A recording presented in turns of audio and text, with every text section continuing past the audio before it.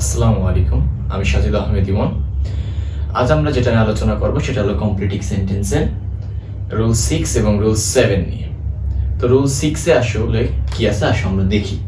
Rule 6 এ আমরা যেটা নিয়ে আলোচনা করব সেটা হলো সিন্স, অ্যাজ ইফ এবং অ্যাজ দো, এই তিনটা নিয়ে।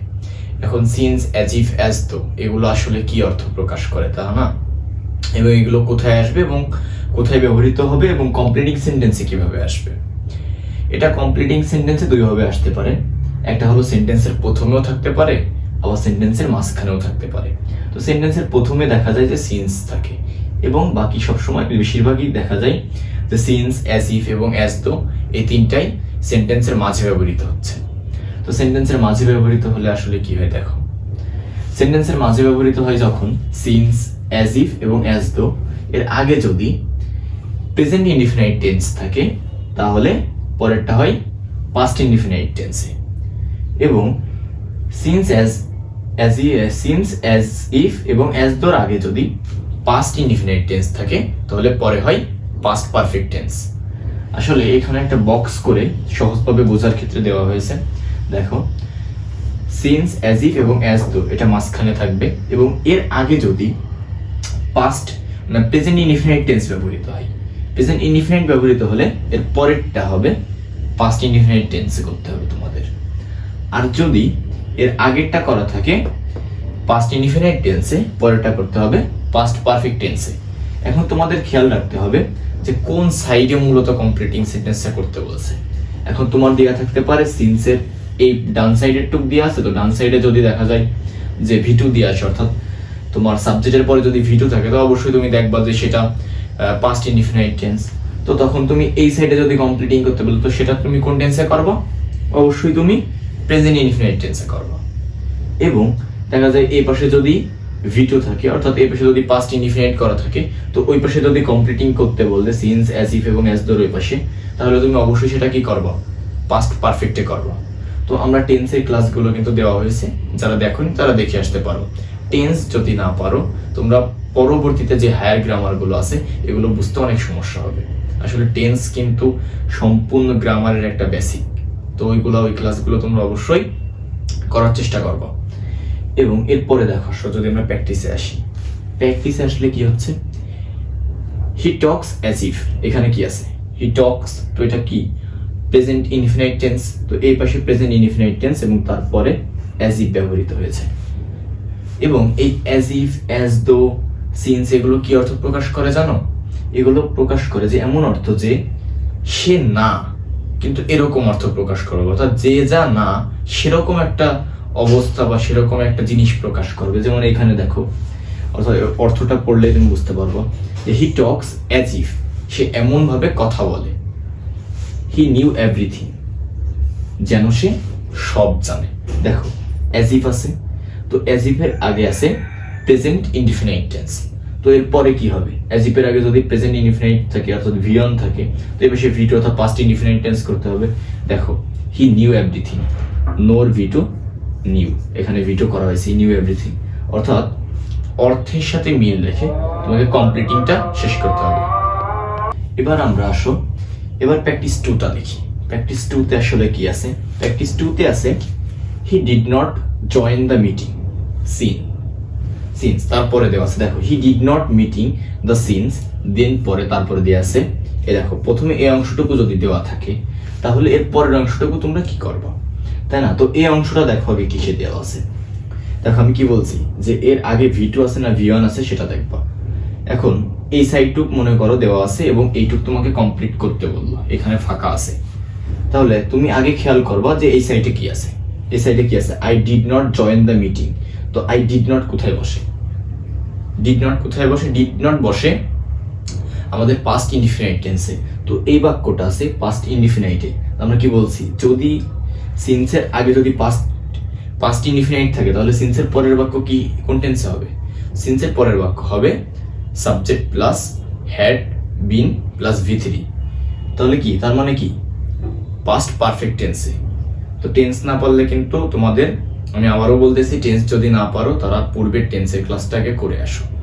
দেখো, আর এখন করলেও তোমরা মোটামুটি বুঝতে পারবা। তবে দেখো যে সিন্সের পরে তাহলে কি করব, সাবজেক্ট নেব, আই হ্যাড বিন ইল।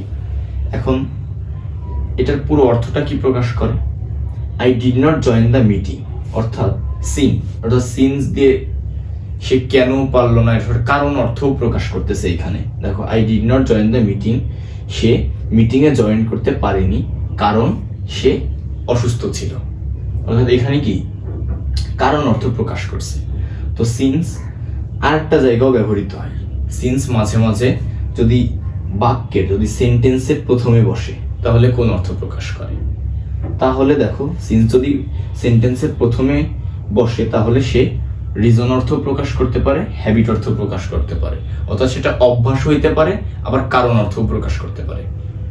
যেমন দেখো এখানে কি করছে, since you are tired, since you are tired অর্থাৎ যখন তুমি মনে করো অসুস্থ, এখন তুমি অসুস্থ, এখন তোমার কি উচিত, এর সাথে মিল করে দিয়েছে ইউ শুড টেক রেস্ট, এখন তোমার কি বিশ্রাম করার প্রয়োজন। যেহেতু তুমি এখন টায়ার্ড, সেটা তোমার কি বিশ্রাম করার প্রয়োজন।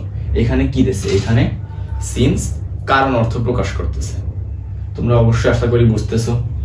এর পরেরটা দেখো, খেয়াল করো, সিন্স হি ওয়াজ ইল, মানে যেহেতু সে অসুস্থ, he could not attend the class, সে কি ক্লাসে জয়েন করতে পারেনি। কেন পারেনি, কারণ সে অসুস্থ।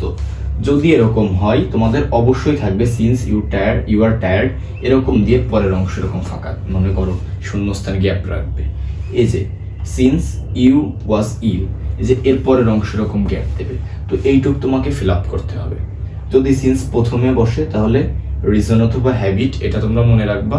এটা মাঝে মাঝে এসে থাকে এবং বেশিরভাগই আসে since, as if, as though, এগুলো বাক্যের মাঝখানে বসে, অর্থাৎ দুটো সেন্টেন্সের মাঝখানে। মনে রাখবা, যদি সিন্সের এই পাশে ভি2 থাকে তাহলে এই পাশে ভি1 হয়, অর্থাৎ এই পাশে পাস্ট ইনডিফিনাইট হলে পাশে প্রেজেন্ট ইনডিফিনাইট হয়, এই পাশে পাস্ট ইনডিফিনাইট হলে পাস্ট পারফেক্ট হয়। এখন দেখবা সিন্সের কোন পাশেরটা তোমাকে কমপ্লিট করতে বলছে সেন্টেন্স, তো সেটা দেখে করলে অবশ্যই হয়ে যাবে। আসো এবার আমরা পরবর্তী রুলসে আগাই।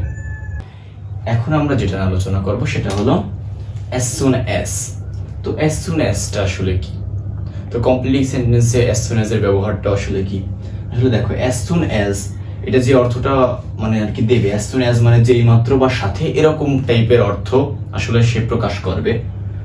এবং as soon as যদি যেখানেই থাকুক, as soon as এর বাক্যের প্রথমেও থাকতে পারে, বাক্যের মাঝখানেও থাকতে পারে, এটা নিয়ে কোনো টেনশন করার দরকার নেই। তুমি আগে দেখো যে as soon as যদি থাকে, তো as soon as এর যদি এক সাইডে পাস্ট টেন্স হয় তো অন্য পাশে আমরা পাস্ট টেন্সই করব।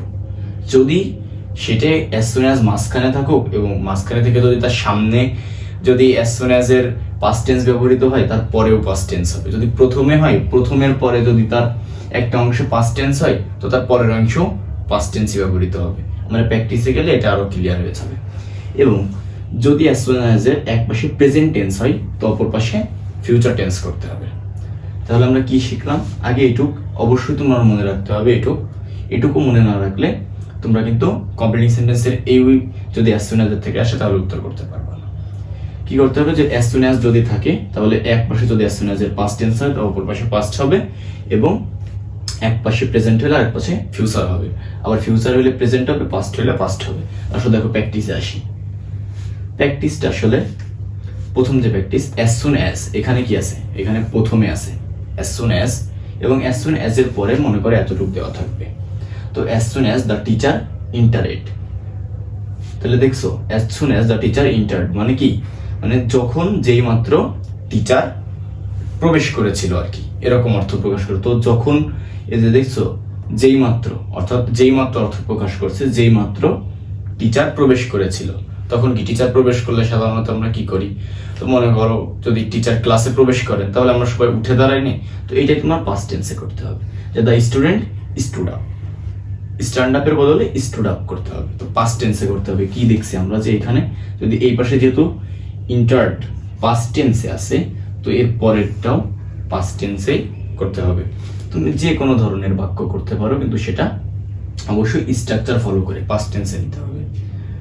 এবং দেখো এর পরেরটা, এখানে আছে উই উইল গো আউটসাইড। দেখো এখানে কি আছে, এই বাক্যটা কিন্তু ফিউচার টেন্সে আছে, এবং এই বাক্যর as soon as টা মাঝখানে ব্যবহৃত হয়েছে। তো দেখো আমরা কি শিখছি, ফিউচার টেন্স শিখছি।